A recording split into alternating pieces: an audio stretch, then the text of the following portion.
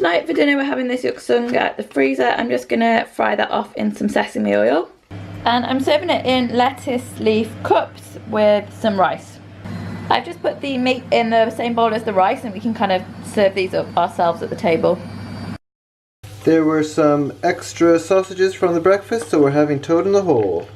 Here it is with mashed potatoes and a little bit of gravy. Today I'm making another batch of bolognese, so I'm just frying up the onions and mushrooms with some Italian herb. And then in it I'm putting the pork and the beef. We probably won't have this tonight, even though I'm making it today. It sounds silly, but it's such a quick one to prepare and I've got time to cook today. Tonight for dinner we are having pork loin, and I've got these dauphinoise which I have taken out the freezer, and we're having purple sprouts and broccoli from the garden. Got lots in here. It's quite a small bush this year, but there's plenty to take off and it usually comes back again. The bolognese is finished and cooled, and I'm just parceling it up now for the freezer in these bags. The pork loin are really thin, but I'm just doing them under the grill with a little bit of salt and pepper. They won't take very long at all.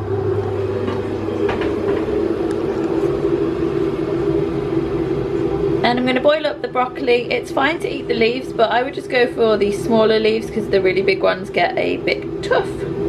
There is something on the grill that keeps setting the alarm off, so I'm finishing the steaks off on the frying pan, and the dauphinoise are also out of the oven now and ready to go. Now this is dinner, plated up and ready to go.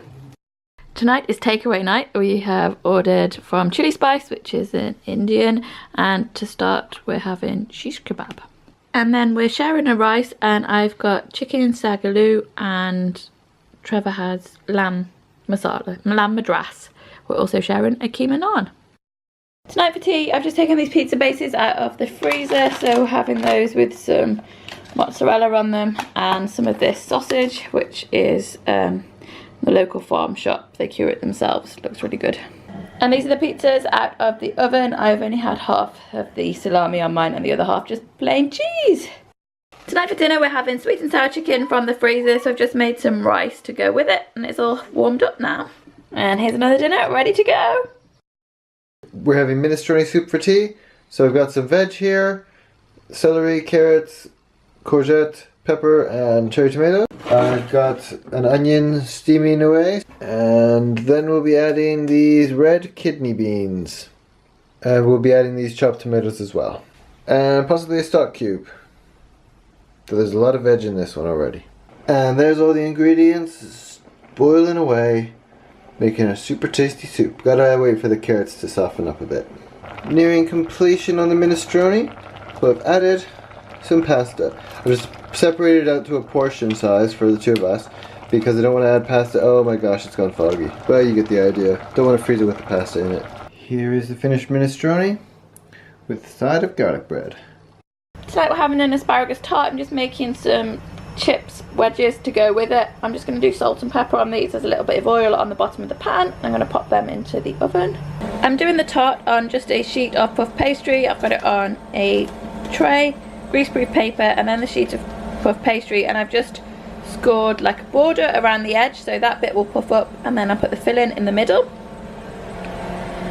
And for the filling I am doing goat cheese, which I think I'm going to cut them a bit smaller and spread them out across the bottom. And then I'm also doing asparagus.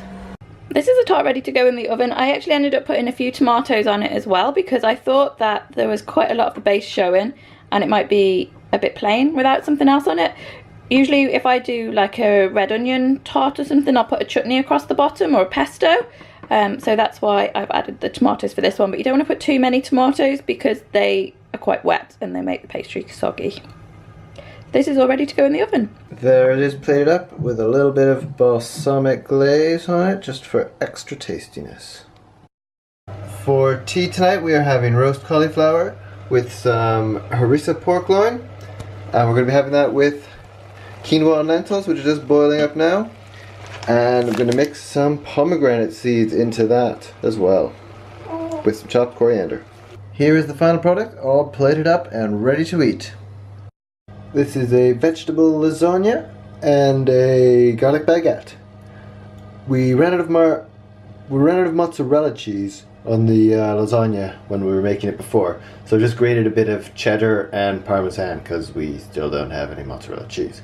We must have used it all up on pizzas. So it won't be quite the same, but it'll still be nice and cheesy. And here it is, all ready to be eaten up.